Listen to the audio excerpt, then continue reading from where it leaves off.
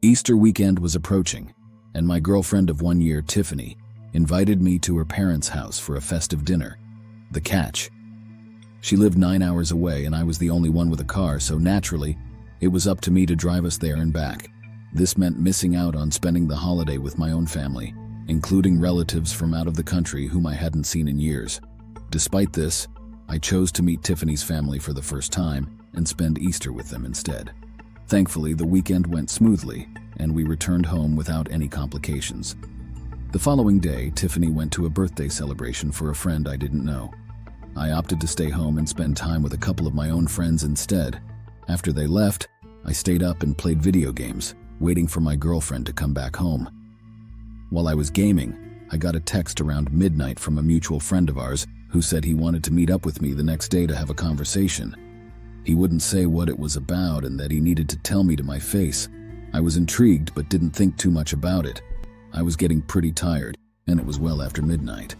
I was about to text Tiffany to see when she would be home and to let her know I was heading to bed, but I didn't need to.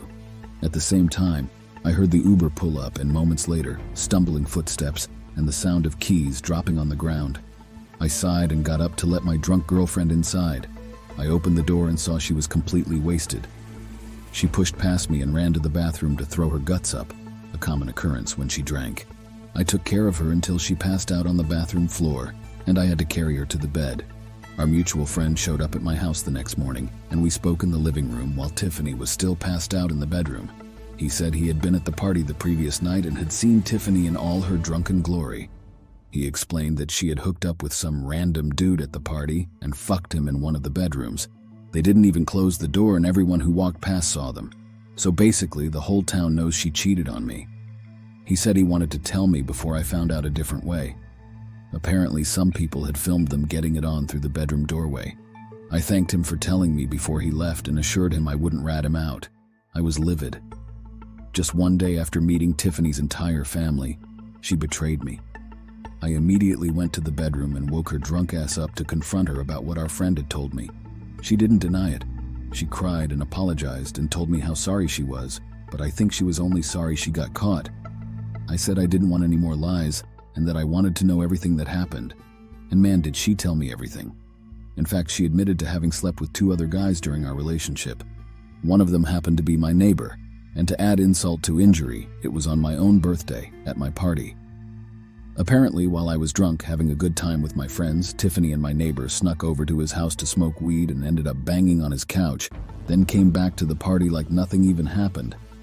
I couldn't stay with her after that and broke up with her on the spot and asked her to take all her shit and get out of my house. She didn't fight or argue. She knew she screwed up and there was no point begging for forgiveness. By the end of the day, she was gone and I was living alone. Feeling like I had no other option, I sent a Facebook message to her mother. I thanked her for the Easter weekend and expressed my gratitude for the opportunity to meet her family. Then I explained that her daughter had cheated on me with multiple guys and that we were no longer together. Her mother was outraged, and soon the rest of her family learned the truth about her infidelity. She was branded as deceitful and promiscuous.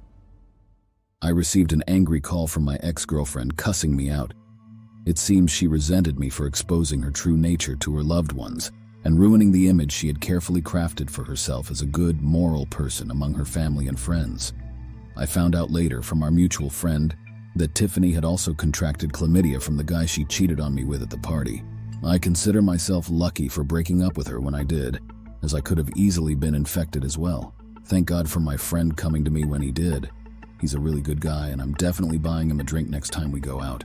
While it may have been petty, telling Tiffany's mother about her cheating brought a sense of satisfaction after what she had done to me. And now everyone knows what kind of person she really is. The image she had cultivated for herself over the years is well and truly ruined. The lesson here is simple. Don't cheat.